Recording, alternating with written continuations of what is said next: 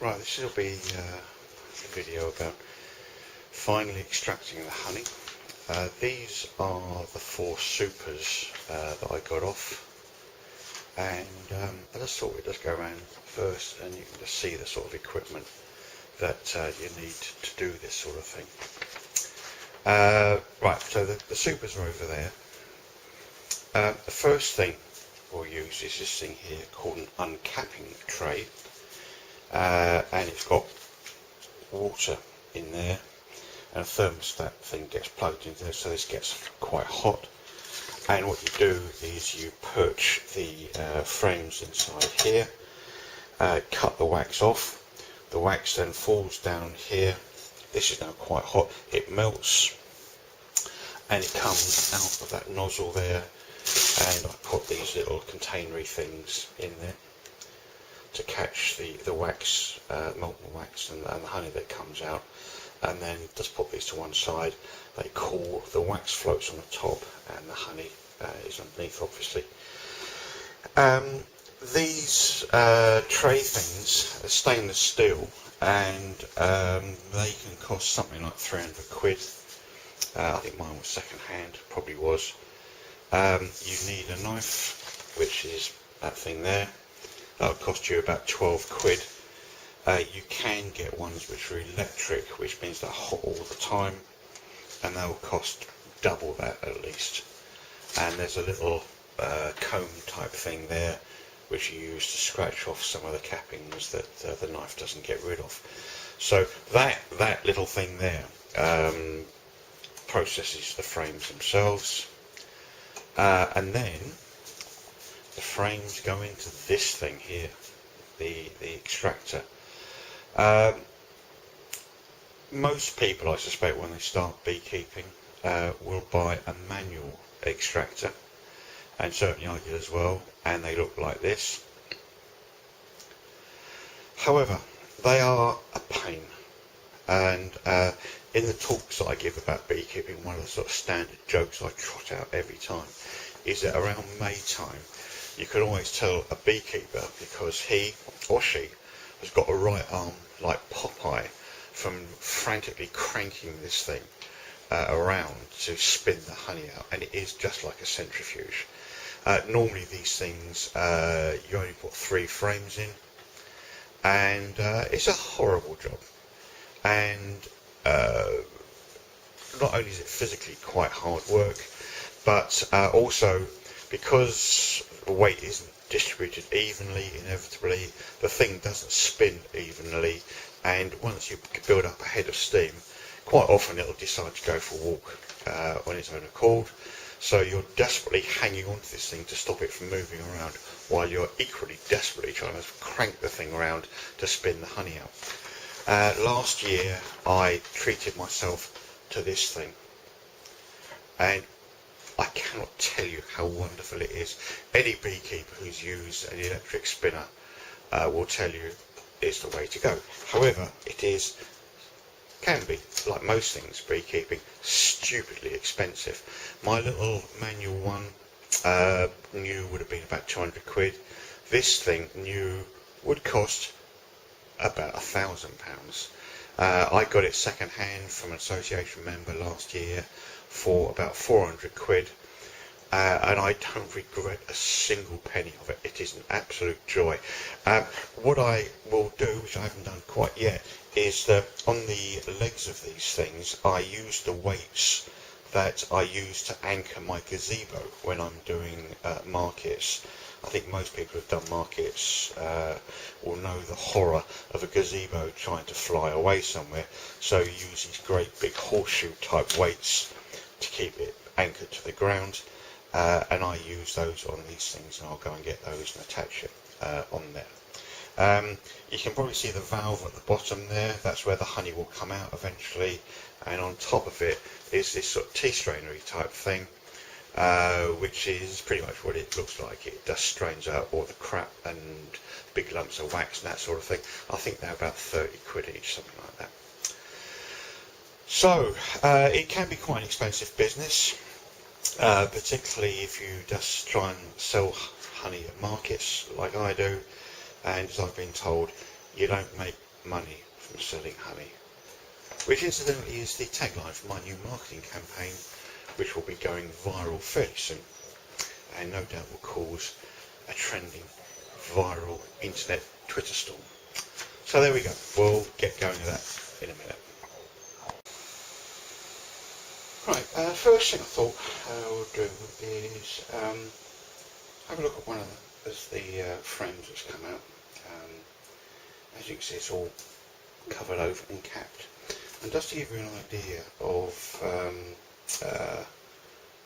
how much honey and how much work has gone into producing one of these things, this is what the bees will start off with. I think you've seen it before. Simple little frame with a wax sheet in there embossed with the bee shape, and put those in the hive, and they finish up with that. Now, if I weigh this one first, the ordinary one, you can see, you probably can't see, it's weighing about 5 ounces. This one, on the other hand, weighs 3 pounds 12 ounces. So there's 3.5 pounds of wax and honey in there, and allowing for a few ounces of wax. You're going to have 2.5 pounds for each one of these. And there are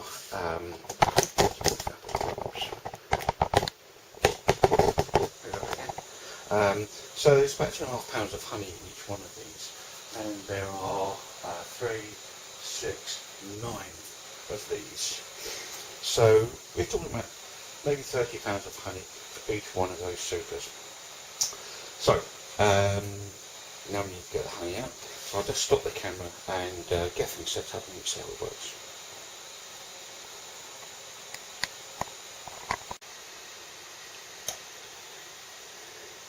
The water in the tray is now quite hot,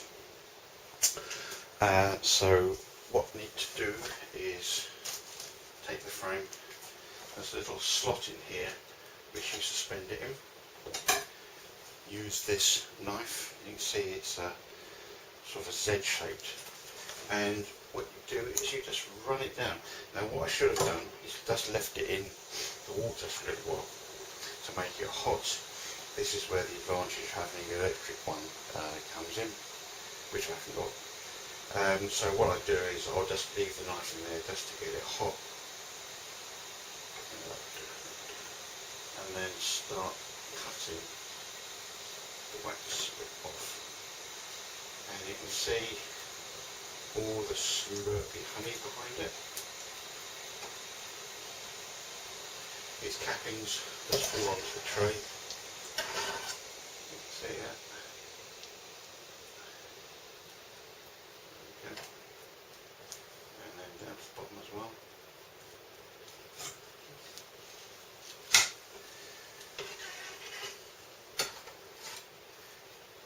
Turn it over.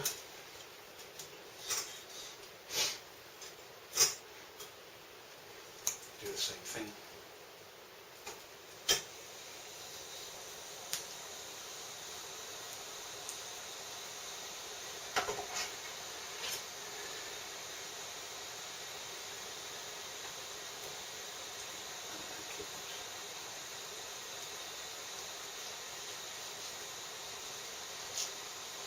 Okay, so that's taken all the cappings off.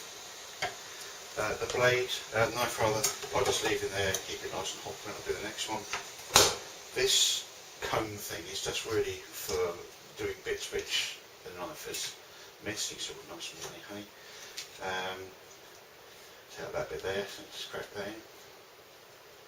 So we have a frame ready. In here is all of the cappings, wax and honey behind it, sliding down. This is quite hot, this thing. It'll go through a little filter thing here, and then it'll start coming out into these pots here. So I now need to put this into the extractor. And I'm beginning to think I might leave it a bit nearer to me because it's going to drip all over the place, but hey. So I'll put that in, and you don't need to watch the other 8 or so, but I'll come back to this when I've finished them all, and then you can see how the extractor works. Okay, so all the wax that was in here and honey has melted, worked its way down through this sort of mushy thing, and then came out into the pots. And it's moving it along very slightly. There's 4 of them, and you might be able to see that from left to right there's increasing more wax until this one here, where the wax is almost hard. So all the frames are now in the extractor. You can see in there, open it up. The joy of this thing is that you've got 9 in there, and it means you can do an entire super in one go. So, next stage is to spin it. 2 of the frames in here are damaged, so there's a possibility the whole thing will fall out. If there is, then we'll cut all the wax comb out, melt it, and then separate out the honey and the wax later on. So, right, let's move this very slightly this way. With this thing, you have to turn it on very gently, and just keep turning the handle. Come on, come on, come on. Oh, it'd help if I turned it on. Right. So there it goes.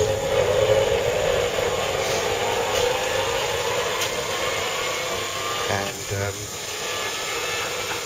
it's moving a little bit, but not a lot.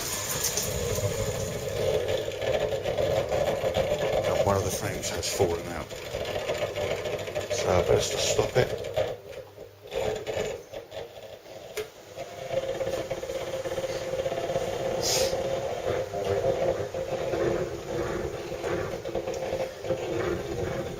And it's got very mushy down there. Okay, we'll carry on.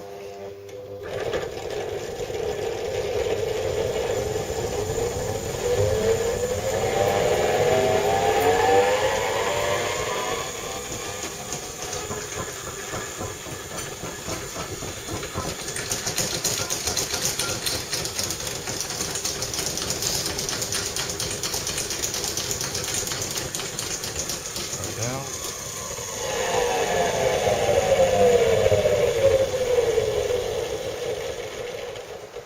And do it the other way.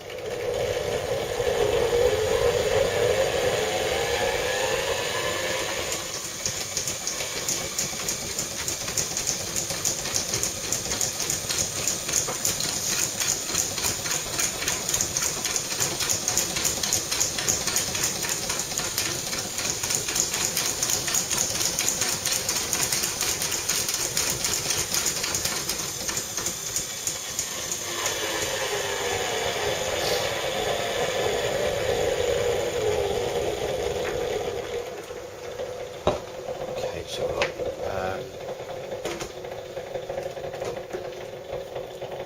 see, the frame's now got virtually no honey in them at all.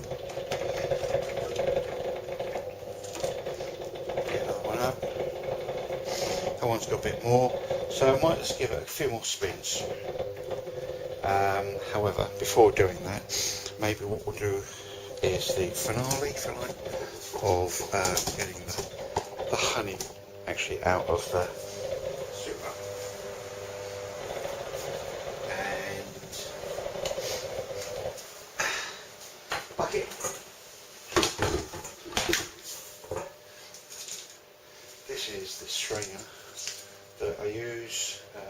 As I said, it's just like a big tea strainer. That's one's got quite thin mesh, one's got quite thick mesh. Just put it on like this. Open the valve, and out it comes.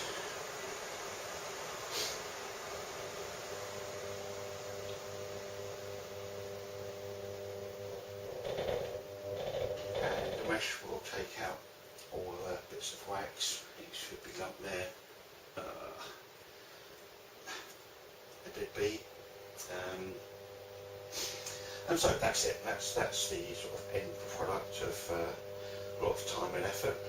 And I'll work my way through the other three supers. I might give this a bit of a spin just to give it, try and get a little bit more out of it. And then once I've finished it all, I'll just put something at the bottom of the blog just to say how much honey we've got coming out of it. So there we go.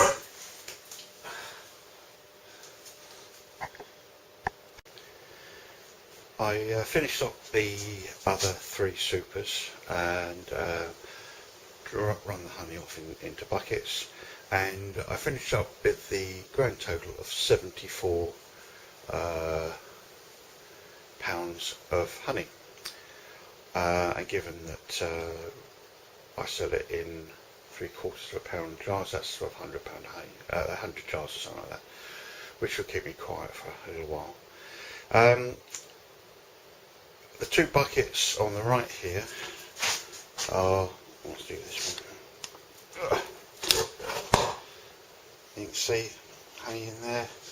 There's a film still on top of it, almost inevitably. And what I've done with one of the buckets is I've started to filter it into this thing here.